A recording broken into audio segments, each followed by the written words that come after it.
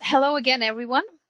Thank you for joining and welcome to Inflectra and Neotys joint webinar called, as you can see, Transforming Software Testing and Quality with the Neotys-Inflectra Platform.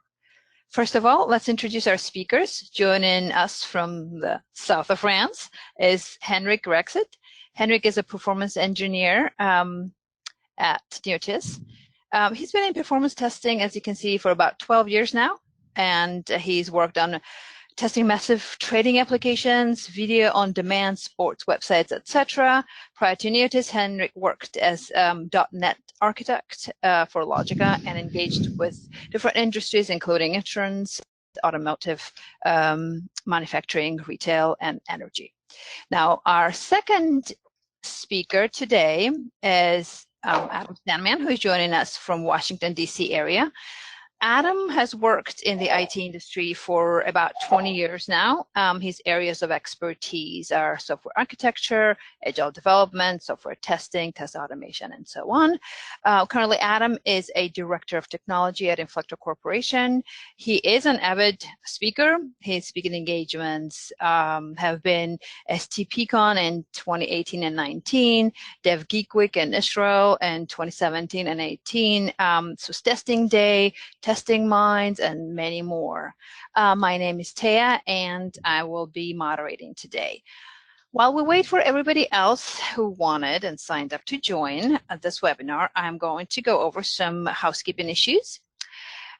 Today's webinar will last about an hour, and then the hour will include the Q&A session. Please use the built-in questions tab inside GoToWebinar to send your questions, and we will read them out and answer them during the Q&A session. Please also note that today's webinar is recorded to ensure high quality of the sound. We have muted all the participants.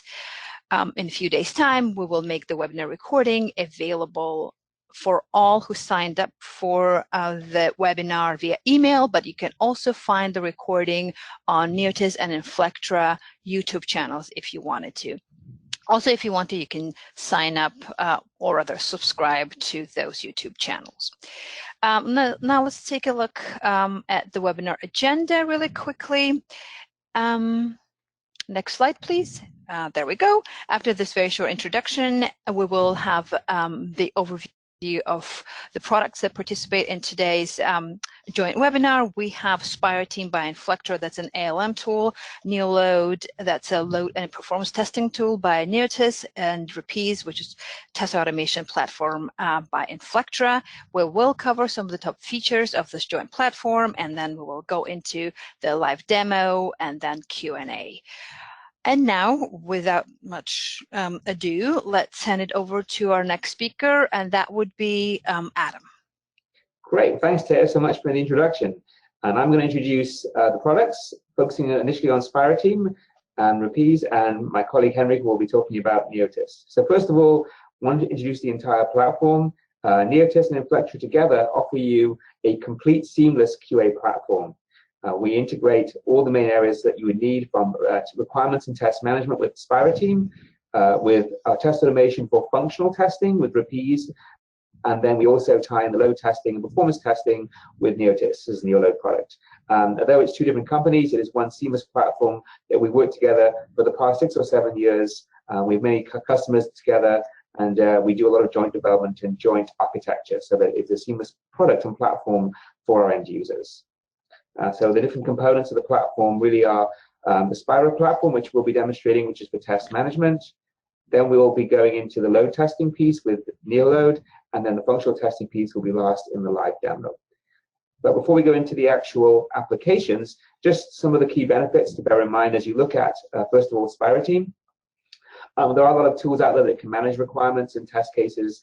Many of them have been around for a while. SpiraTeam, although it has been around for 10 years, has a brand new modern user interface. It's been updated in the last few months. It's fully mobile responsive. It runs on all the browsers, and people who use it love the usability, love the clean modern look that it has, and they find it very easy to get up and running. It doesn't require significant investment to configure, set up customizations and workflows. You can literally sign up for a trial or a production version and be up and running in 10 minutes or less. It's designed to minimize the time you spend configuring the tool and maximize the time and benefit you get from using the tool.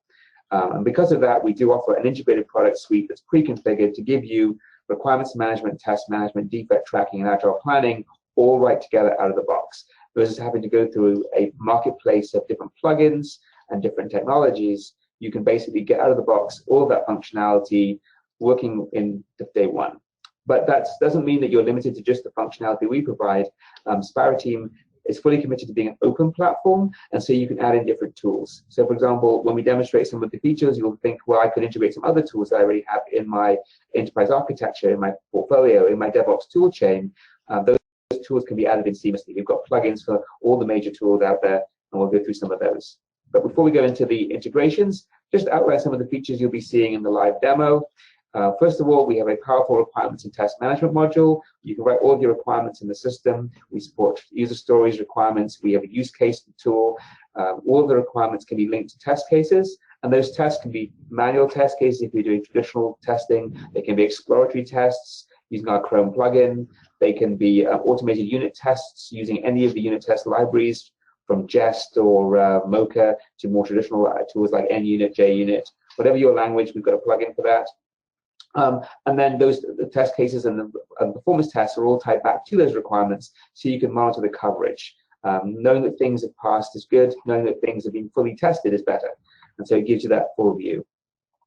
In addition to the traceability and requirements and test management, there's real-time reporting, which gives you that ability to see up to the minute what's going on. You can see in real time, is everything being tested? Where are my risks? Where are my defects? Where are my weaknesses? So that way you can prioritize testing efforts, and all that's available real time, whether you're running automated tests around the globe using Neotys, NeoLoad for performance testing, or a functional automation tool. All that information is fused together into these real-time dashboards and reports. In addition to that, we recognize that as people are adopting Agile and DevOps, you need to have built-in planning tools.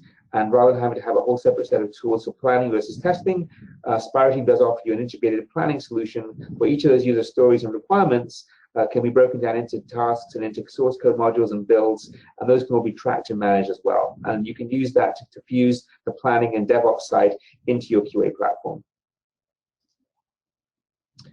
Next slide. And as I mentioned a little bit earlier on, it is an open platform. So we do integrate with a lot of different tools out there, include different functional testing tools. So although we would love you to use our automation tool that we're demonstrating today, in the market, as I'm sure you know, there are different tools that work better with different technologies, or you've got legacy investments in technologies, and you can't switch everything over day one.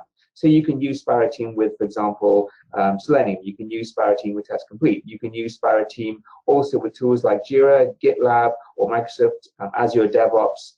Any of the key DevOps and bug tracking and project management platforms we integrate with. We have plugins for all of the major unit test frameworks. Again, this is just a subset. And when you're looking at CI and CD, we of course tie into Jenkins, but we also tie into Bamboo, into TeamCity, and to the new Azure DevOps pipelines. So whether you're a Microsoft shop using the Azure DevOps platform or an Atlassian customer, we've got a plugin for you. Moving on to the next slide. I'm now going to hand it off to Henrique. Thank you. Thank you, Adam. So first, before I start talking about the product, I think it's important that I remind who we are. So I guess everyone has seen the two logos on the bottom of the slides here, Neotys and Inflectra. So here I would represent Neotys. So Neotys, we've been in the market since 15 years now, and we've been focused on one single thing: helping organizations to secure and deploy performant application in production. So basically, being able to validate the performance of the application. NeoLoad, one single product, could be web, could be SaaS, is on-prem or on the cloud. And on top of that, we add API for everything, because today I think having one product which is not pluggable and connected with other solutions doesn't make sense anymore. You have a complex environment, you have a tool chain, and we have the layers that allow you to connect to your tool chain. How can we differentiate ourselves? I'm going to talk like Adam did, a couple of features that make sense.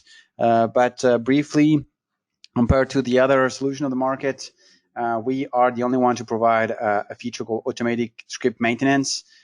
We try to speed up the maintenance of your scenarios. We have this algorithm that will maintain your scenarios for you automatically. The other thing where we are strong, and I will talk about it more deeply later on the slides, is basically on productivity, speed. I mean, building scripts is required, but doesn't bring any value. What you're fishing for is to test and figure out if you have bottlenecks, so we try to speed up that things. Without waiting, just a brief introduction to our platform and the solution. We call it the platform now. We traditional load testing have those two components on the left, so controller and load generator. So we see those, but the main component is the central one called the web. The web could be either SaaS or it could be on-prem. The web is a central repository where we can control the infrastructure. We collect the results. We collect everything, which means the controller, the load generators are just required for the execution of your tests.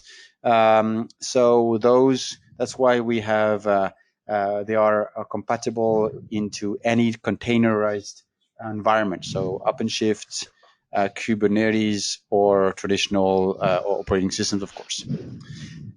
So what are the top 6 benefits of NeoLoad?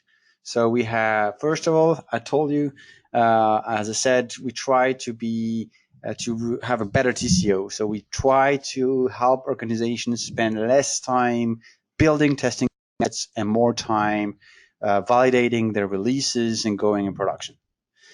We helps organization as well to implement continuous testing.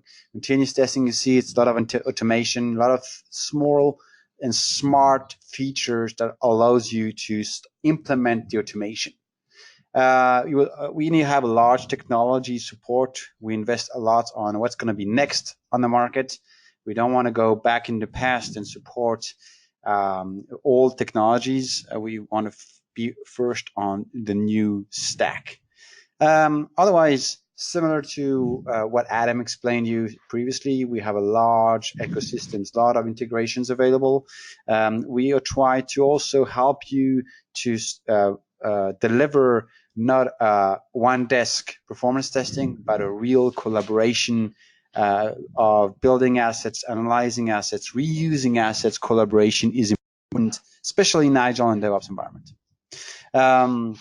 So let's go briefly on those things. So first, better TCO. I'm going to very fast. Most of our customer, I think the most efficient thing is going to be on next slide. We try to reduce as much as possible the scripting. So we come from a GUI solution design. The GUI has allowed us to be more smarter and more faster. And the learning curve is super fast. You don't need to learn to be expert in C or Java to build test scripts.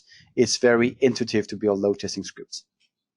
One of the, I think the most efficient is about talking about features and things is to share what our customer has measured and shared to the market. So we have 2 customers, one in the US using LoadRunner and one in the UK using JMeter. They have basically measured the time spent between most of the activities of a load testing project. So just to remind you, when you do load testing, you need to record, you need to correlate, you need to put variables, you need to debug, and then launch tests. So they measured that with their existing tool, LoadRunner and JMeter, and then they did the same exercise with our product, with a new test case in our product. And here, they were able to save around 60% of the time. But then they applied, like I mentioned before, we have this automatic script maintenance. They applied it, and here, one of the US customer, which is a really big name of the industry, he was able to prove that he's saving 90% of the time in the maintenance. So here, like I said, we are fishing for speed, fishing for efficiency. The other thing is traditional performance and load testing is happening on the very late cycle when the application is assembled. Now, with very DevOps and Agile, we should avoid doing it and testing earlier. So we call early performance engineering, testing component, testing APIs. And this is what we've applied with a lot of small features. The fact that we support efficiently all the API RESTs and all the technology utilized by the API movements, Swagger and Open API. We have lots of integration with different CI/CD or orchestration platform. We are API ready, which means even if you don't want to trigger our test through our existing plugins, we have APIs for everything. So you can either start a test from our solution from an API level, or you can also extract the entire results from an API level. Sorry? Good. Das Nachbarn. What is this? Someone is talking here. Okay, interesting. And then I would say in terms of technology, like I said, we are supporting the latest technology. So HTTP2, Google Web Toolkit, all the IoT stack as well. So this is the technology, something very important for our company. We try to be the first one supporting the latest technologies. And the other thing that I would say is the load generation. So we can generate the load, like I said, either on containerized environment or on traditional operating systems, Linux, Windows, and also on the cloud. We have a cloud platform that allows you to generate the load from 58 different locations around the globe. So if you want to generate the load from Japan and the US, you have the options to do that. So briefly, I would go fast. I think it will be more efficient to show everything from during the demo. But the last thing I want to show you is our ecosystem. So we try to build integrations with lots of different solutions, open source with Selenium and Appium. We try to have integration with, of course, Inflectra and Rapise, but with mobile testing solutions. But also we try to extend that with other solutions for service authorizations, with APM products like Dynatrace, AppDynamics, and New Relic. The idea is to make sure that we have at least one integrations. If you're using one of the product, I can guarantee that you can plug our product and bring value with those integrations. Small things is the collaboration between teams. So we have, of course, the Git support. So Git support means you could store your results and your project within a Git repo. But here, when we talk about early performance engineering, people is usually users are developers, so they are intend to use an IDE to build testing scenarios. That's why we have several formats of building scenarios. Either you can use our JUnit library to build your load testing. Either you can build your scenario through a YAML description language, or you can still use our GUI. But the great thing is it's not different design testing solutions. It's basically a NeoLoad project. If I start building a scenario in Java, then later on a cycle has a performance engineer, I can double click, open the project from the UI and make my updates. So it's not about building assets and throw it out and then rebuilding later on because you don't want to use developing this code to build scenarios. You can reuse testing assets between teams. Our platform takes any format, could be UI or, like I say, ASCII format, and then you can run the test from our solutions. And from the API, you can either feed our dashboards or extract metrics to feed another solutions like Dynatrace or Inflectra or whatever.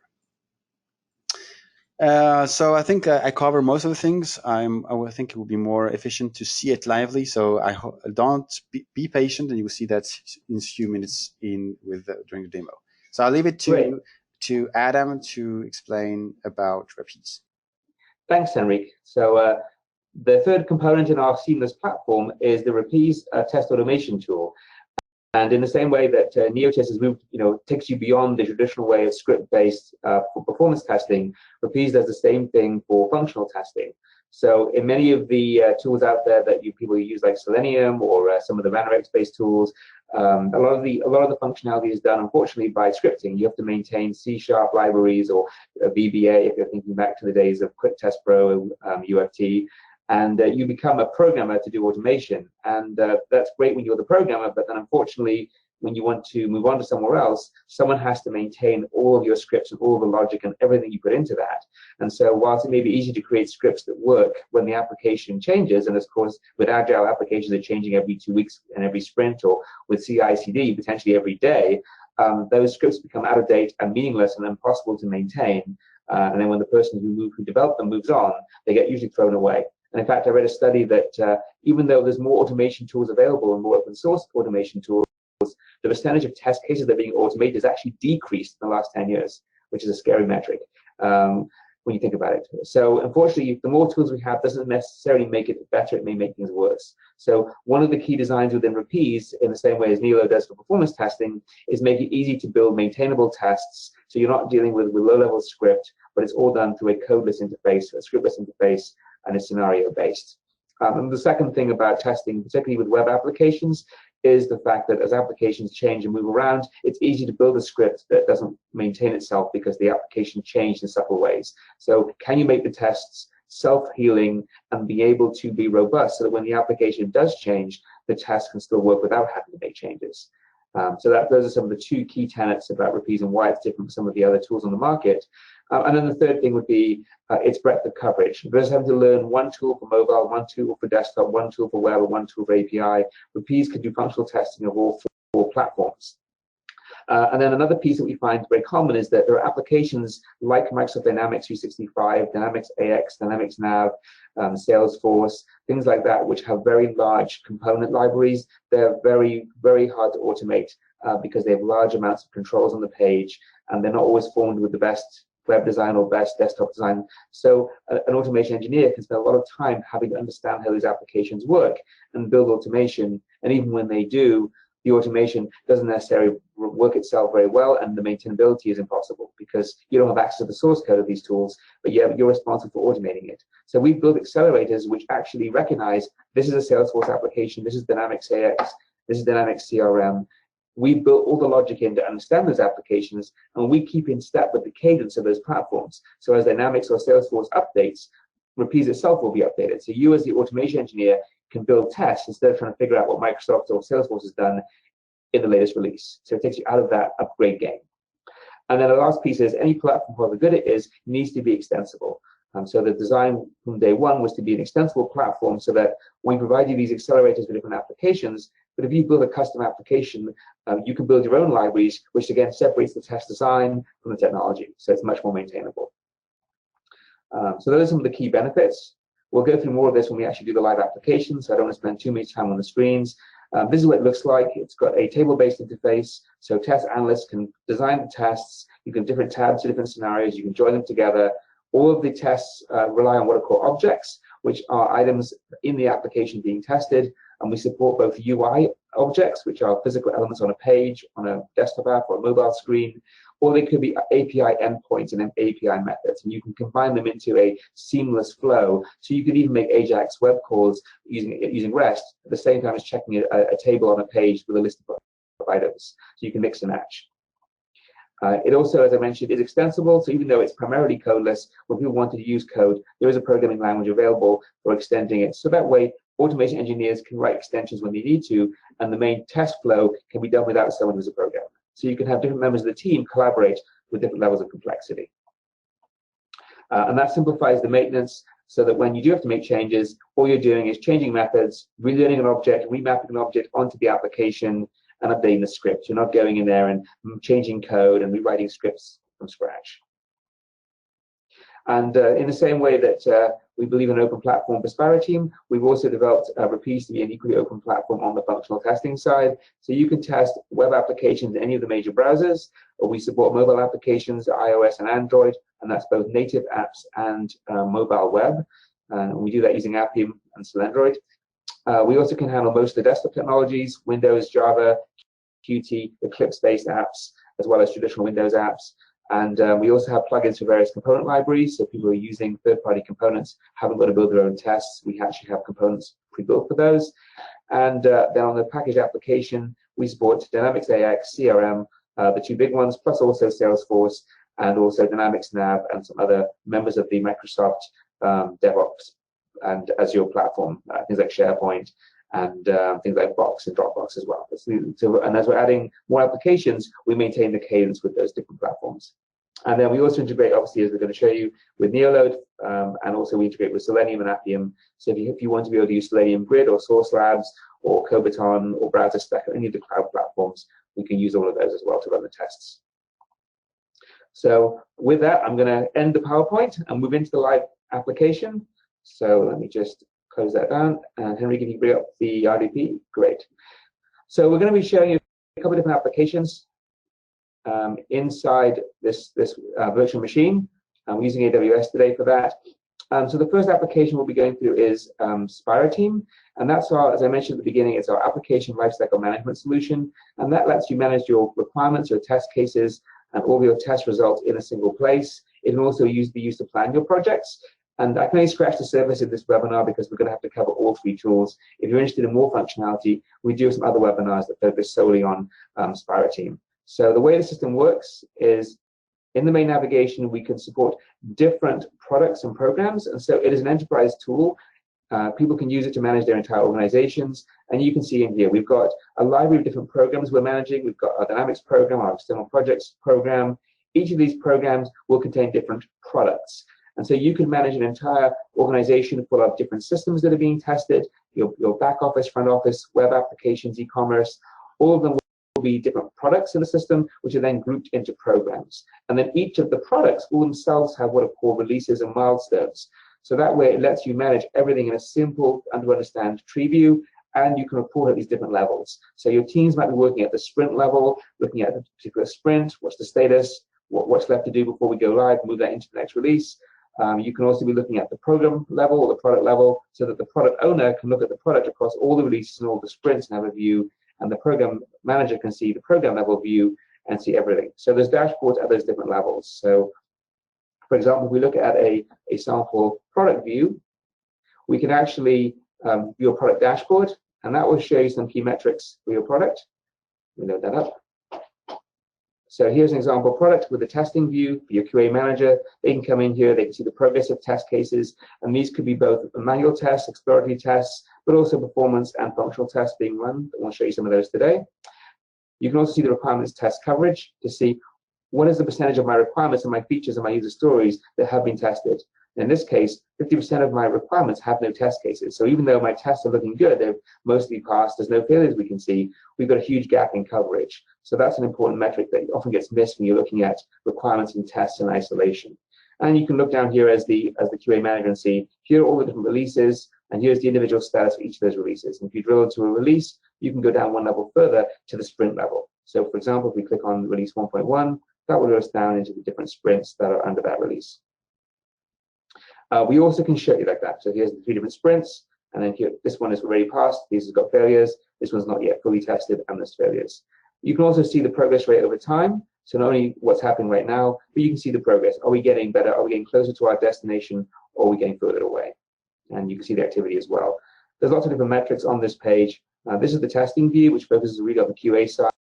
We also can see all the defects that have been logged during testing, and we do integrate with tools like Jira or Microsoft DevOps/TFS or GitLab. So if you're using different tools on different teams, you can have, for example, some of those products could synchronize with Jira, some other products could synchronize with TFS or DevOps, and other products could synchronize with GitLab. So that way you can have an enterprise tool that then plugs into what your teams are using. So it doesn't displace what your teams are doing, just connects to it.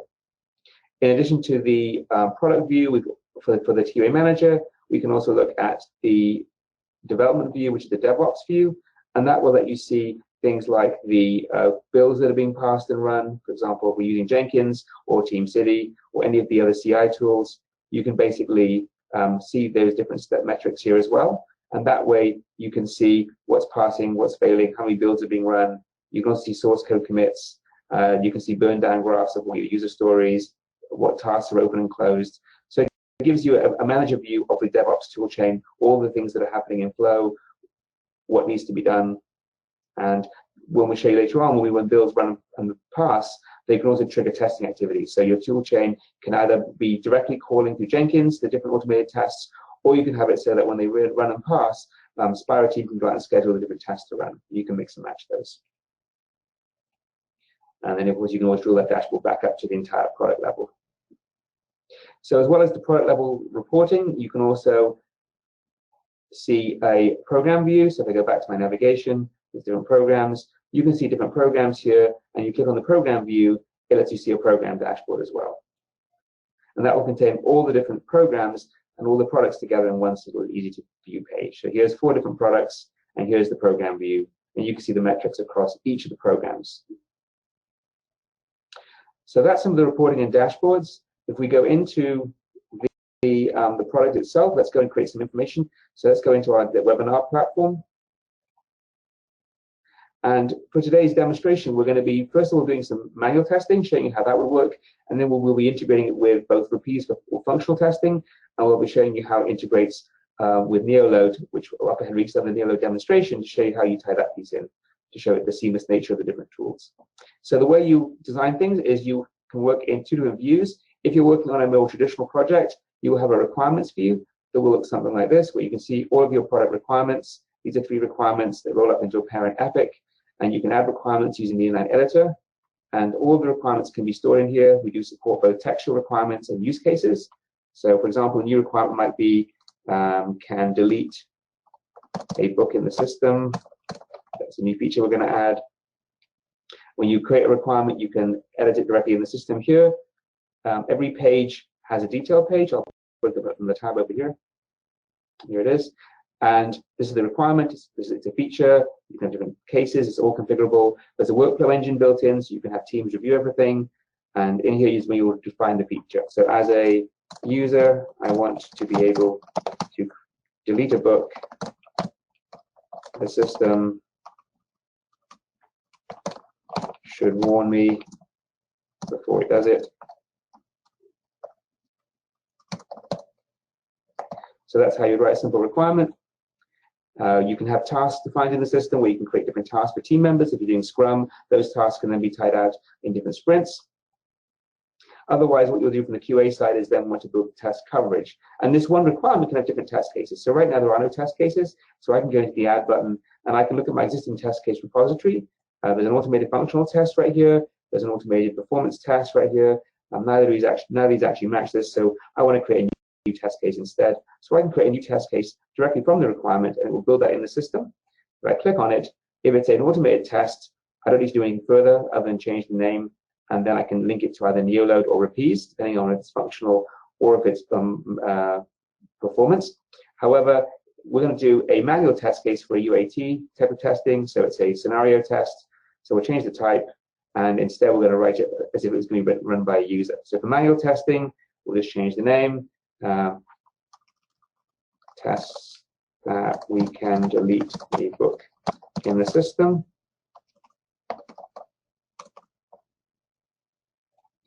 And under the test steps, we can add the actual steps that will be carried out. So first of all, we'll go in here and we can document what the user is going to do. And these can either be used as the design for your automated test, or they can be used just exclusively to run as a manual test. So let's start here with user logs in to the system. Expected result is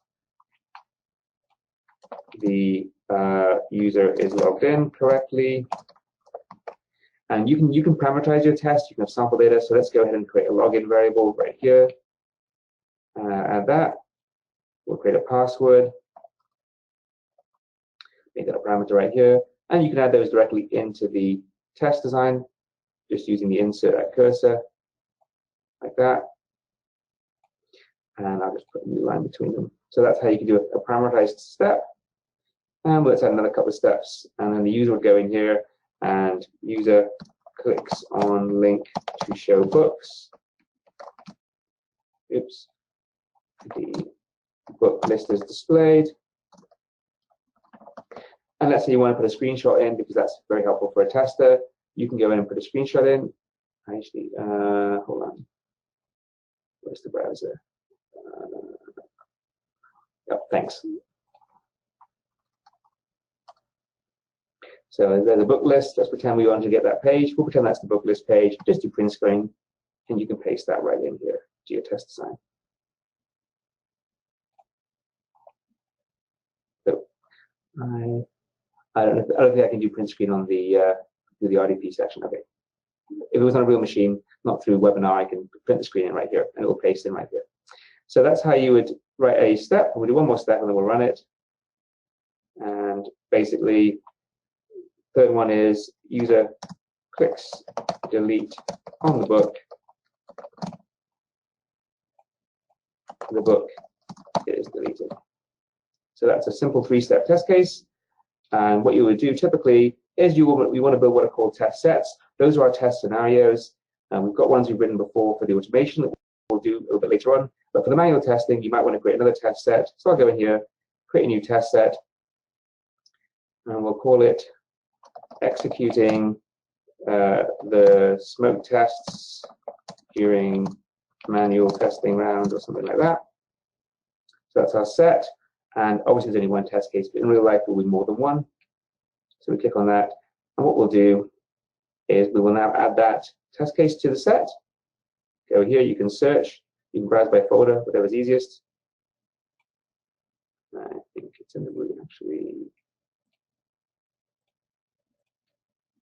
Let's have a look. Where did I put it? Oh, hold on. No, I think I may have put it in the wrong folder. Hold on. Yeah, I put in the performance tests. That's okay. There you go. So that's a test set with one test case. And if you want to add another test case, you just add and add more.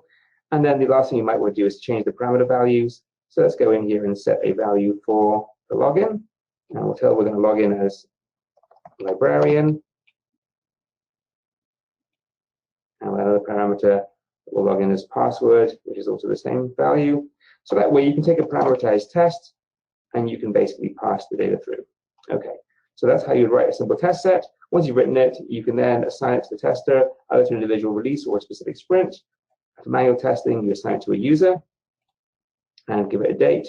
For the automated test, we'll get into that in a minute. That's where you can assign to the machines that will run automatically. So that's a simple manual test. I'll just show you how it runs as to execute. What you'll do, click on the play button or assign it to someone and they play it. And now you're going to be walked through the test case step by step. The release is chosen. If you've got Jenkins or Team City tied in, you'll see the list of builds. You can say, well, I'm testing on the latest build from Jenkins. Maybe it's one build back. You can specify. And then now we'll go through here. And you'll notice that the sample data has been replaced correctly for login and password. So we'll pass the first couple of steps. And we'll pretend we got an error on the third one. So the actual result was when we clicked on the link to read the book, nothing happened. That's a bug. And you can print a screenshot just by pasting and print screen. And then you hit the fail button. Now, before you hit the fail button, a couple of other things you might want to do would be to log a defect. And it will type to Jira or Microsoft Team System / DevOps or GitLab and various other tools. So if that's the case, you would see all the defects from those different systems that are linked to the test step. So if this test has already been failed and already had a bug, we're not going to create a duplicate. We're going to prevent you doing that. Otherwise, we'll log a defect. So the defect would be the delete button is not working, something like that. We'll choose bug, choose a priority, and then we'll save it. And it automatically takes all the other information that's in here and automatically records that with the bug report. And if you have got it tied into Jira or Microsoft Azure DevOps, we're going to send over that issue to that other tool. And then the developers can work in the other tool, and then we synchronize it back here. If you're using SpiraTeam natively, you can do it all within SpiraTeam as well. It's really up to you.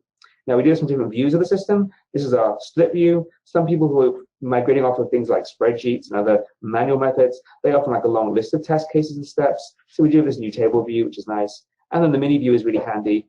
If you want to run the application on a single screen and you don't want to keep alt tabbing, you can basically load the application under test inside an iframe. Library information. So that way you don't have to keep alt tabbing between Spira and the application being tested. So that way you can load it up in the iframe and then click around. Let me get that. My typing is not very good. So let me get that and do that. Paste it in.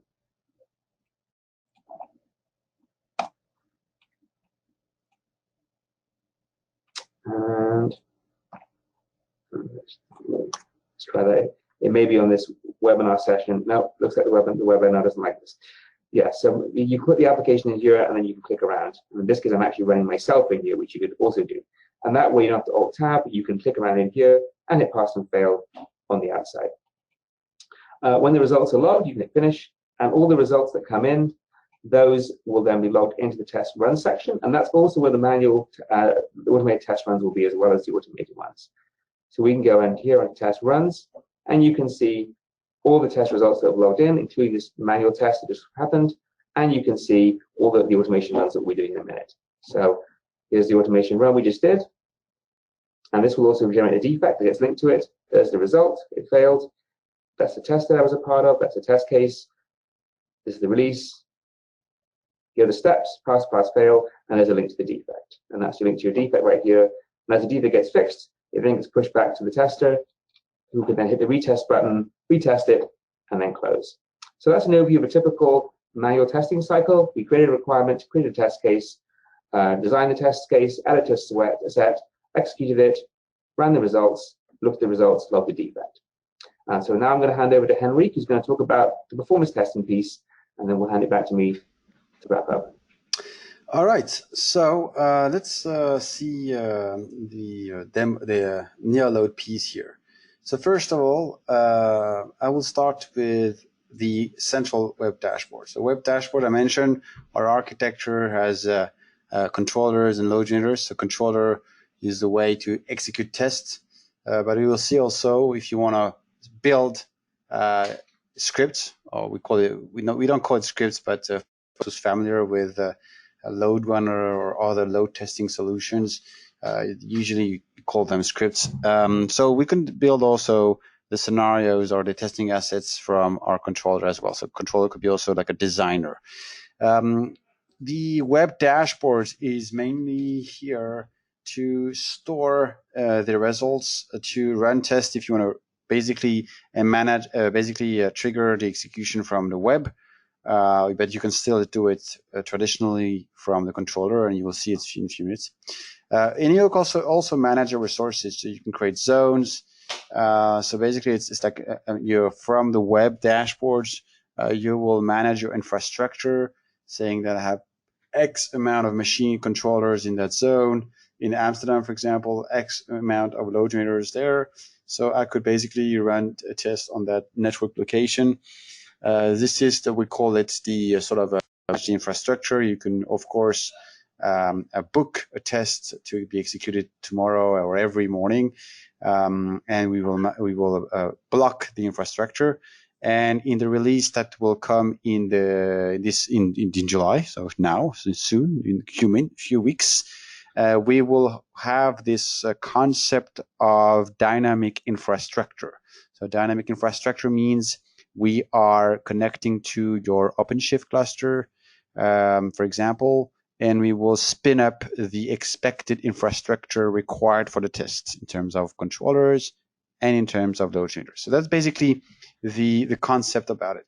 Behind that, the web, of course, we do trending. So all of your results will be trends. So if you want to, you can do the trending from Jenkins if you prefer doing Jenkins. But we also provide a trending dashboard. So here you will see we will execute a test in cart NeoLoad, and I can basically, I want to trigger all my test executions or the last any ones, and I will be able to see if there's any trends, any improvement, or in any other way regressions. If I pick one of the tests here, so let's say I want to look at the project carts, the one I was referring to previously here, and I'm going to basically filter that. So I will look at, for example, the one functional carts here, which has been executed here. So I can see the test results. So all the things that I'm showing you here from the browser could be also visible from our traditional controller, traditional UI or GUI component, I would say. So you will see here we call it the global statistics, showing you the global metrics, the number of transaction passed, failed, the average response times, the transaction, the number of transactions per second, and so on and so forth. If you want to go deeper on analysis, either I can jump in the SLI to see the SLI reports, or I can go back directly here and create a new graph dashboard, I would say, where I can basically say I want to basically look at the response times of that specific transaction at item, and that either I can do it lively, or I can even do, I want to compare the last with the other the last execution. So if I do that, I'm comparing two transactions from the same project from basically two builds. So I can also do the live comparison here, lively while the test is executing, or after, like now the test has been already executed. So basically all the analysis approach could be done from the GUI or from the web. The web makes more sense in a sense where you could basically take advantage of all our integrations, and also collaborate teams. It means here, if I'm connected and I have an architect that is connected, I can share my dashboard. So everything I'm doing on the screen here will be also visible directly from his browser. So it's a way to basically collaborate in the analysis. Here, everything that comes with this UI, the metrics, the points, the tests, the infrastructure, has an API behind the scene, which means you can orchestrate and control everything from UI. So let's have a look at the test design. So the test design, oh, sorry, this is Rapise. The test is done with the traditional controller. So I'm going to open this. So you'll see the different way to design a test scenario. You could either do it from the controller, or like I'm going to do it here. So it's going to be like more GUI based design, or if you do or no more like a early performance engineering, you could also do it through the IDE. Also, I'm going to go deep on that, but I'll show you an example of it. So here, before I move on how to build a test case or how I define SLAs and how things like this, the traditional controller UI or NeoLoad UI is organized within the three main steps of a load testing project, where first you design. So design section here, for those who's been using Load Runner by the past, is similar to the product called VUGen, where you're going to record. And here, and it's not a monoscripts vision, you see all the scripts of the project. So here I have a script, so we call it user path, by the way. And I can see here that, for example, that user path has several transactions, so homepage, and you have catalog and everything. And you can see here, it doesn't require programming.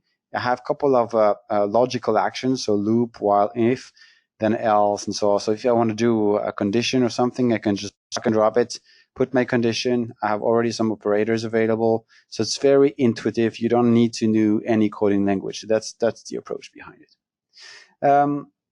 Designing means also make your script ready, import some data sets. So we have global, what we call global variables. We have different type of global variables. It could be a file variable. It could be a SQL query. So you can have basically a testing database where you have your data sets, and we can query that. So we want to query that during the entire duration of the test. We will query at the beginning to collect the expected data set for the tests. And then we go use locally what we have extracted from the database. So those the global variables is heavily used to manage the data that you will be involved in the execution of your load test. Population is a very important concept, where within my app I can organize the load based on population. Population could be either, depending, it really depends on your business and your app. It could happen that you organize population based on geos, because I know, for example, I have 3 different markets: the European market, the Asian market, and US market. I know that the Asian market, they are buying different, they are going on specific categories on my website, while the European market doesn't do the same thing. So I can have specific tests, the user path and the ratio between within the population could change. Let's say in Asia, I have 60% of buyers and 30% of people browsing. In Europe, it's the opposite. So I can organize my population on how those user paths are used. Population also is a way to define what type of browser I want to use. I could either use Chrome, Firefox, I can also specify how I want to do the encoding, and I can also apply the one emulation. So NeoLoad comes with one emulation. So if you want to simulate users that are either connecting from the mobile device or they are based in a location where they're using satellite links, I can configure the latency, I can configure the packet loss, and those will be applied during my test. Last piece of the design is monitoring. Either you already have an APM product in place that will allow you to do white box monitoring, so giving you insights on what happens on the code, or I don't, and I want to use NeoLoad as a monitoring. So we provide what we call black box monitoring, so we can collect metrics from your architecture on the operating system level, on the database level, on the Web3 layer, so it could be application servers or web servers. Those are agentless. We don't need to install anything on the server. We will connect, so probably a firewall port to be opened or some privileges. So monitoring is really important. Last piece, once the design is done, I will probably define some SLAs. So here in my example, you see I have defined some SLAs based on percentiles, 90 percentile, and I can define those rules and select which containers I want to use for which transactions, sorry, I want to use for that specific SLA. So SLA is important, especially if you start to do continuous testing. The other thing, last thing that I want to show you is runtime. Runtime is defining what type of test, the load policy you want applied. So if you're used to use load runner, for example, this will be similar to the controller, where here you can see I have scenarios. Scenarios is similar to a test. So I have 3 tests defined here: cart load, dynamic sanity check, dynamic sanity check. And for each of those tests, I will be able to configure the test itself by defining which population will be involved in the tests. And for each population involved, here I have 2 of them, I can define how I want the load policy. It could be constant load, ramp up, peaks, the duration of my population, and which machine will be involved in the test. So it could be either a local on-prem machines, or if I want, I can connect to the cloud platform and trigger a test from our cloud platform. So sorry. Here it is. So I can create a new cloud session, and for cloud session means I can select machines based on different data center. So we are not a cloud provider. We rely on Amazon's, Google, and the others. But you can see here I have almost 58 different locations from US East, West, Asia, Europe, and so on. So that allows you to do a load test from, if you have a large load test, you can utilize those machines. Last piece I want to show you is we could integrate. So yeah, shortly, I mentioned the as code approach. We can also define tests from the IDE. So here it's IntelliJ. You can always use Eclipse as well. There is no required, but you can see here I can define, if I'm a developer, I can define my test not from the UI level now anymore. I can define it from a YAML perspective. So, and this YAML is a project, which means later on I can open it here and do the changes as well. So that's the beauty of the as code, where you can basically design easily a test case from an API level by saying I have through API, a couple of extractions, and I can also define my load policy, my SLAs from a YAML description language. Last is the ability to be orchestrated through Jenkins. So if I want it, I can launch a test, trigger a test with Jenkins. So we have Groovy libraries where you can integrate NeoLoad with it. So NeoLoad comes with a command line, the GUI, and also the API and a Jenkins plugin, or a Bamboo or a TeamCD. So you can basically add your test on your build. So I have a few examples here. And the great thing is you can either do it like this way, or I can let SpiraTeam launch my test. So Adam, how do you configure NeoLoad with SpiraTeam?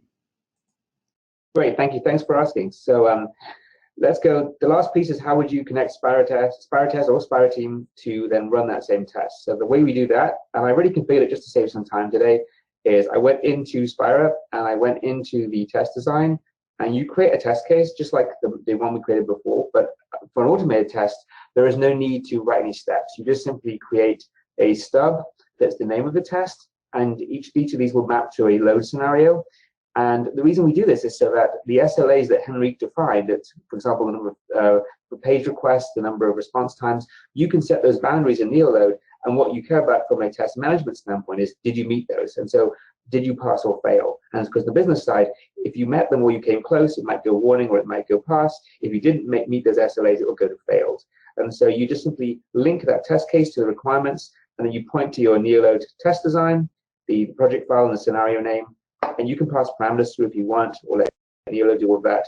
And then once you do that, you just go back into the same test set module that we used before, and you schedule it. The difference is, instead of scheduling it to a human being, you're going to go into the automated test section here, and you're basically going to schedule it against what we call an automation host.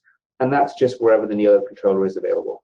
And so we set that up ahead of time. We pointed it to our Amazon Cloud controller, and we scheduled it to run. And when it ran, it logged a result in just before this webinar started. So let's go look at that. And here's the result that came in. It takes about 5–10 minutes to run this particular scenario, so I want to make you sit through that. So you can see here it ran, it failed, and it was part of that suite. And you can see here are the different steps. These are all the metrics that you defined, and here's what the actual result was. And depending on those, it will pass or fail them if there are any defined. If there aren't, it just says NA like this, so these ones don't have any defined. And because it also had alerts, it also looks for the alerts. So there's an alert that came through here, and because that alert went red, it marks it as failed. So we basically take, if any of the alerts happen, we mark it as a fail. It doesn't require a percentage of them. We consider a worst case scenario. There were 13 action errors and 1 alert. So that triggers it as a failure. And that failure then will then reflect as a fail back against the original requirement in the system. So when you go to your coverage view, that one user story, and when we talk about shifting left, you want to be able to have a user story before it's even released. It's going to have, ideally, API tests, functional tests, security tests, load tests. All those should be done, at least at an elementary level, before you go into production, before you even finish development. So the great thing is you can do this as part of your DevOps pipeline, and have all those different tests from NUnit, NeoLoad, Rapise, all coming back against that one user story. So before it even enters production or even enters the final release, you know how close are you? Is it meeting the security load and functional specifications? And obviously, in addition to that, because people often want to have things centralized, we will attach the full NeoLoad report as well. So if you want to dive deeper than just those summaries, the full test report is available in the cloud-based SpiraTeam platform. So if your executives want to dig a bit deeper, why did that user story fail? You can drill down to get the full report from NeoLoad. So that way you don't have to maintain that somewhere else. It's fully stored in the same test management tool as everything else in the system. So that's how you do the load testing. The last piece for today is the functional side. In the time remaining, I will just show you a little bit of how that looks. It's orchestrated in a very similar way. Inside of SpiraTeam, you define the test cases, which point to the functional tests, and then you basically can orchestrate that from within SpiraTeam, or just directly run the tests, or have them run from Jenkins or Bamboo or any of the other CI tools. The functional test lives here, and when it runs, it reports back into SpiraTeam with the results. In the case of a functional test, it's not going to be SLAs and metrics. It's instead going to be much more screen-based because it's testing the functionality through the UI. And so what it looks like is a series of screen captures and steps. So here we are logging to this application, which we'll show you in a minute. It takes a screenshot of each one. It compares the objects on the screen, compares parameters that it stored. For example, when you logged in, is the login name, does it match? Did the tab display the right title? All those different checks and checkpoints are right here. And you've got a full record of what happened. So every time your CI tool runs or your build runs, you can have this run, and then the next morning come in and see all the steps, all the failures before you even start doing any kind of manual testing. So that's how the results look within Spira. In terms of how the tests are designed, we also aspire the same codeless methodology as NeoLoad. And all of the tests consist of 2 things: an object repository, which is just a JSON file, and then the actual test design. So here's our object repository. This application has a series of different pages and different UI elements. Each UI element is essentially an item on the page. That's a link, that's a button, this is a text box. And depending on the actual element, there's different what we call locators. And the system will use intelligence to figure out what locators to use. Should we use an ID? Should we use an attribute? And so it knows based on the application what's going to be stable. So rather than having to manually use Selenium and F12 to build your tests, you can just record them here and compose your test. And the test design itself looks like this. It's basically a scriptless table of all the actions. So this is just a very simple case of it logging in and playing. If you wanted to do something like create loops and branches, you can do that all within the codeless editor. You could wrap the entire script and say, I want to loop over some data or do an if then. All you do is right click on it and say, wrap in a loop or wrap in an if statement, and does it for you. So everything's done using these codeless constructs. And you can also create test data in here. So you can create what's called a map. And if you insert the map above, you can actually then link that data to a map. So for example, let's say I want to loop through and test a whole bunch of different logins and passwords. You can create the map, hit enter, and it builds the map. And then these are my different data elements. So it could be book name, it could be the login, it could be the password. We'll just call that map test data.